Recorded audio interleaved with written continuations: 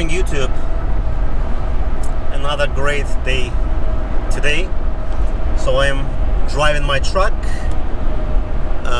and listening for the Monkey Range mic and the Randy from Auto Auctions Rebuild. And I got the trailer behind me. And the only reason for the trailer is I just got a new car. I mean, new to me, very old car, considering. Oh, this guy doesn't know what he's doing.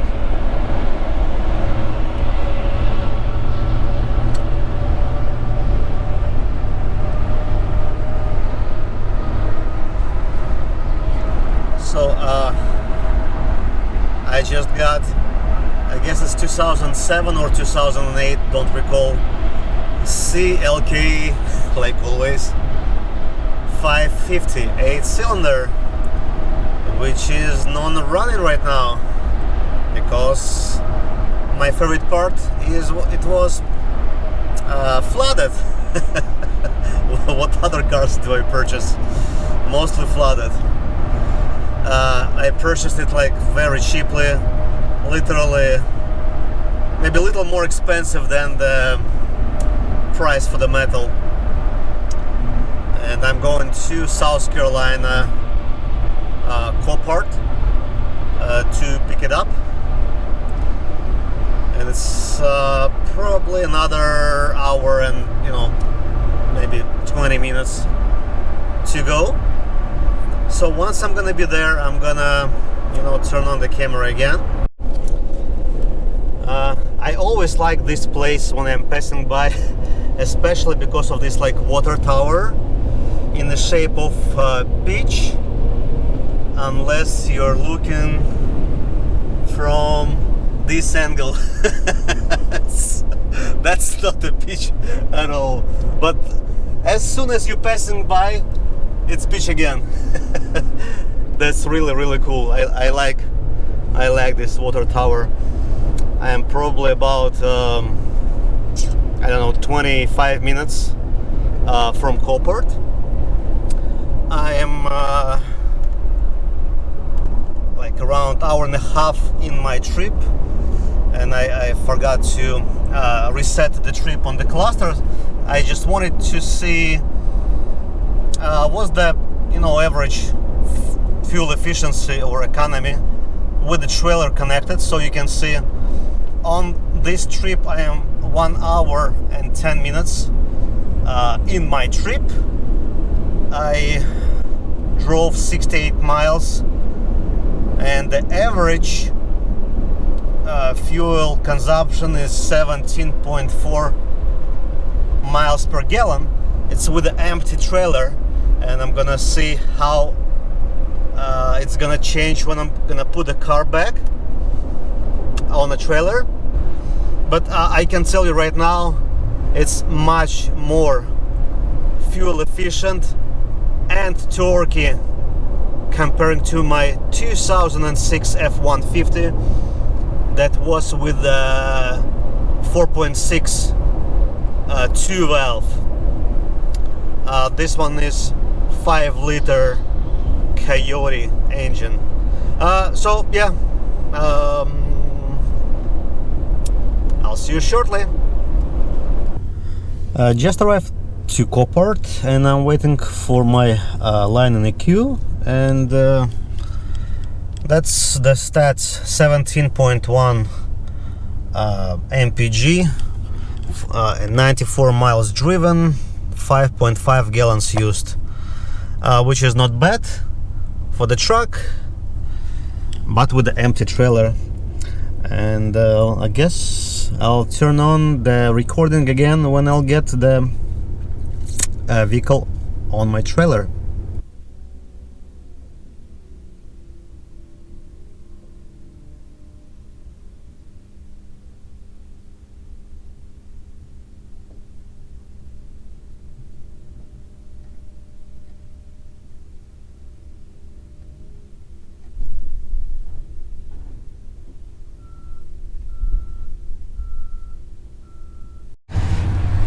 Okay, got the car strapped. Yeah, they damaged the bumper. Unfortunately, it was not damaged. It had this like thing on the pictures, but it was not damaged. But that's, I guess, the cost of doing the business here. But otherwise, it's not bad. So yeah, this I saw in the pictures as well.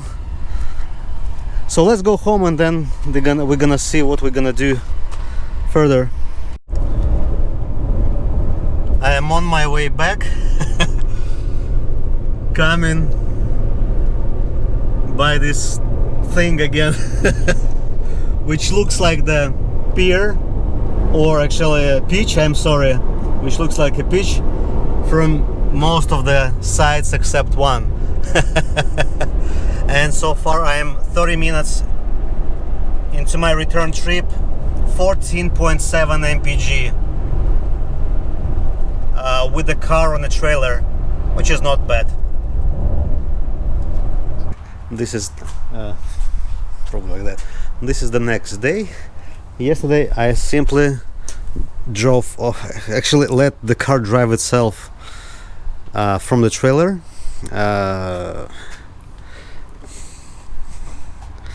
Okay, yesterday I unloaded this car, and the only thing I did is remove the battery and put it on a charger. It was totally empty. My trickle charger didn't want to take it, so I used this old trick when I connected my that thing, my booster, and along with the booster I connected the trickle charger, and now the booster is off. I turn it off and the battery is almost charged. Like when it's blinking, it means I guess it's like 80% full or so. And this battery was manufactured in May of 19, so it's less than a year old. That's, I mean, good news that the battery is not old, and hopefully it's not dead. Besides that, I did not do any inspections. It's definitely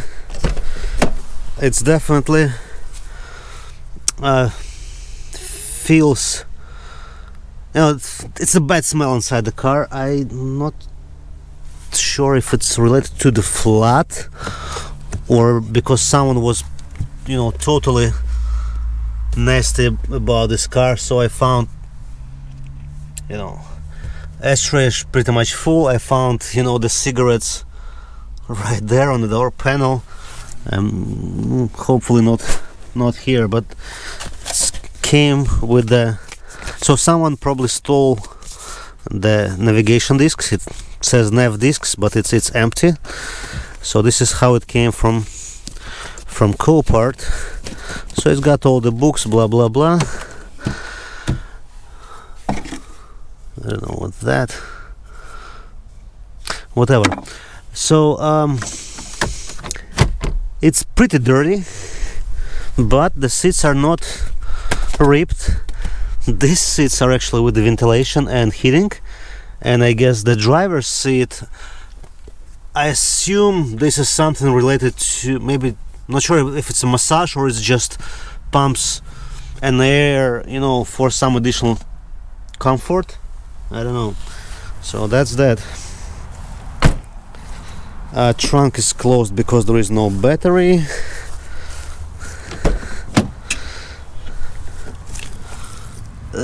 It's like nasty stuff. So let's see. The carpets are absolutely bone dry. I don't feel any signs of moisture, even like in the well below the seat, but it's absolutely dirty. It's set with the windows partially open on a Copart like that, so there were no tape over. would not give Copart kudos for that. Besides, it's filthy. It's fairly clean, if it's possible to say. Let's take a look. So let's open the hood. Besides the battery being on a charger, I don't see anything suspicious yet. Again, this car was sold as a non-runner on Copart with the flat damage, so it's anything is possible. How does it look in here? There is no water. Let's see. Everything's kind of clean besides the leaves. Okay, on the first side, this one is dry. I don't see the water anywhere underneath.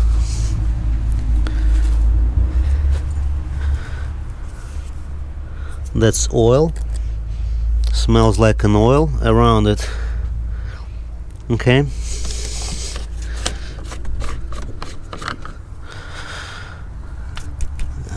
The coolant is not blue. It looks like, I don't know, maybe like a water, or you know, or some yellowish coolant.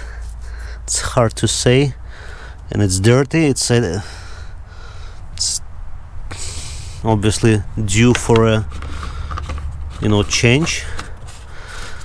Let's check out the engine. It's little overfilled, like probably twice. So it's supposed to be, how to put it, it's supposed to be between those two marks. It's actually right here. Let's oh my god, hold a second.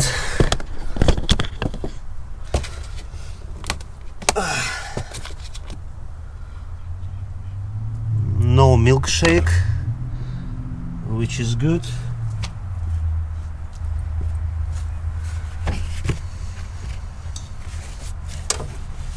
Or there is milkshake though. I'm not sure if you can see it, but it's possibly there is the milkshake. Let's dump it again. Is it fully dumped?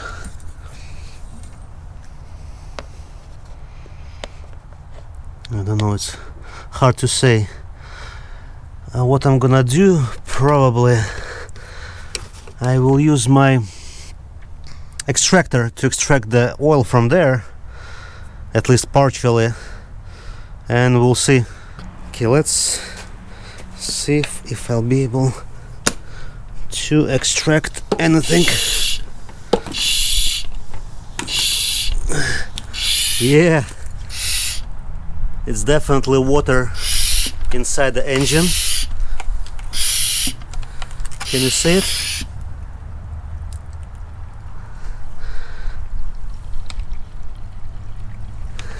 Yeah, it's water. That's why it's overfilled. So I guess this tube is actually in the bottom of the pan, and the water should be like in the lowest point. So I think once I'll suck most of the water, the oil level should drop, and then even with the old oil I'll be able to at least turn the engine over, maybe if it's not locked, and then we'll see what's gonna be the destiny of that thing. Take a look, it's all water. Comes pretty fast actually.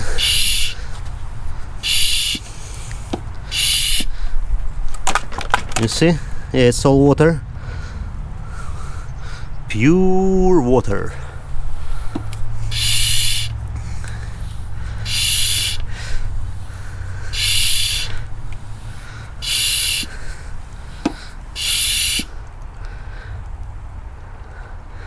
Still water. It's already 4 liters here. It's maybe just slightly overfilled.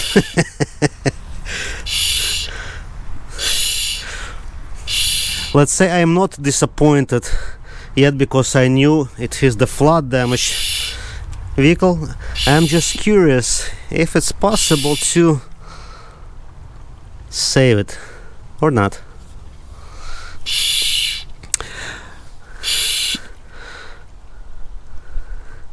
It's still water. It's interesting if it's illegal to dump the water into the... Okay, now I see the oil is starting to mix with the water, so we're up to the oil level now. Or what? Or no? Or maybe it's only the water in there and no oil. I'm not sure. So it's 6 liters. It should be more than that.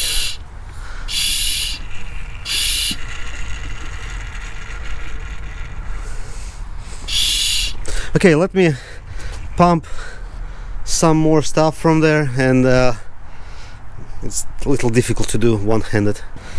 Alright, I'm up to 6 liters and a quarter maybe, and it's the oil coming from that thing.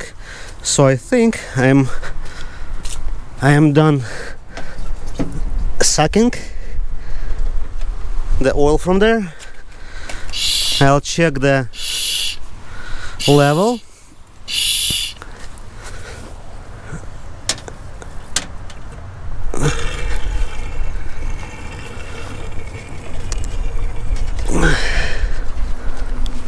I'll check the level. Come on. Okay. I'll check the level, and if it's somewhere at least by the minimum mark, we can go ahead and try to turn it over. Let me close this one and see. Yeah, it's still it's in the middle between the full and minimum. Let's do it again one more time, and we'll see if it turns over at least.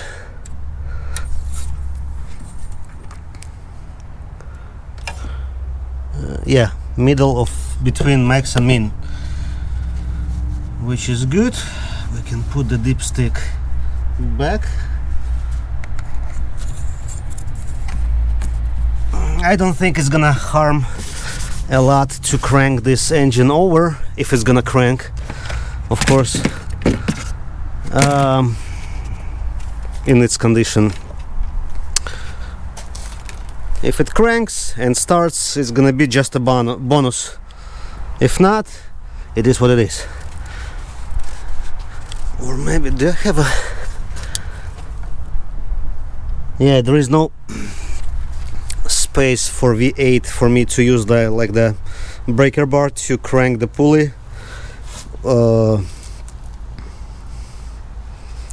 like manually. So let's try to do it with a key.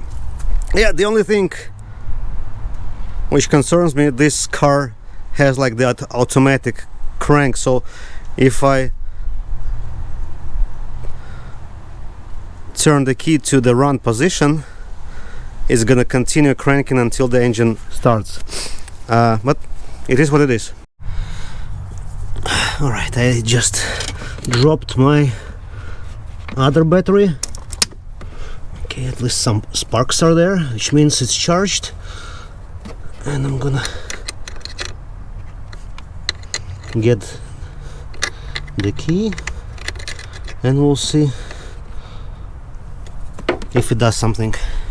And by the way, that's the oil on the top, about half an inch maybe, and all of that is water. I'm not sure. Maybe I need to take a spark plug or two out to see first if there's anything in the cylinders, or just to take my luck. Okay, the cluster was not working in terms of the display, as I recall. I'm not sure why they didn't close the windows at co-part, since obviously the windows are working.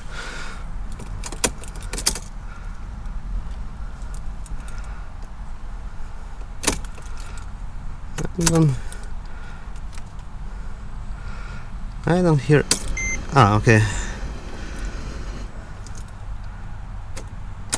Okay, there is nothing in terms of the cranking.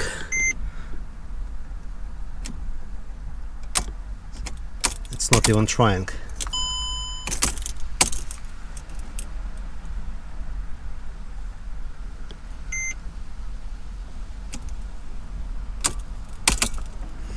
It's either let's check if we have the lights. So usually when it's locked, the light should kind of go dim,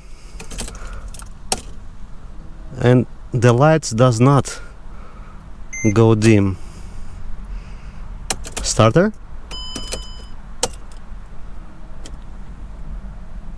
Yeah, the lights does not go dim, which means starter is not trying to crank, which means either the starter is bad or it does not receive the signal from the ECU, to go ahead and crank. I don't know. Let's see if the okay, if there is a map or no. Okay.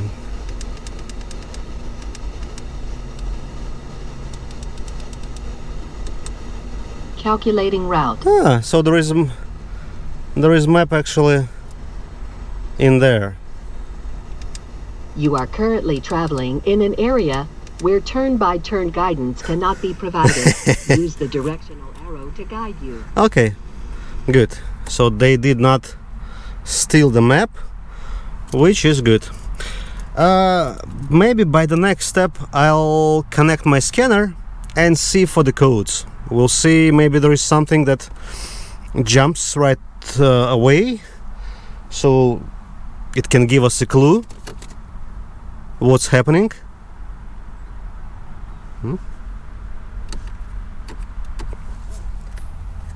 Oh, yeah. So it's not a massage. It is just some of those bolsters are being pumped with the air.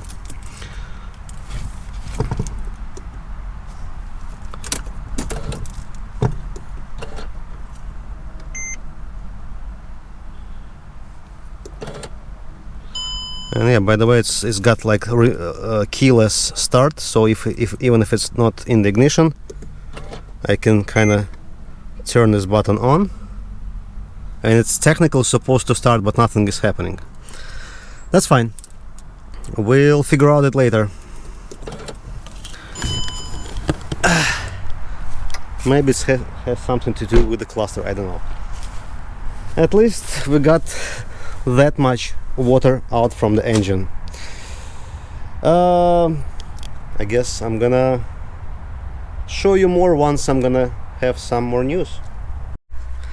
Just found something that I did not see in any of my other CLKs. It's got the remote opening trunk, which is unexpected actually. I didn't know they're making those. Actually,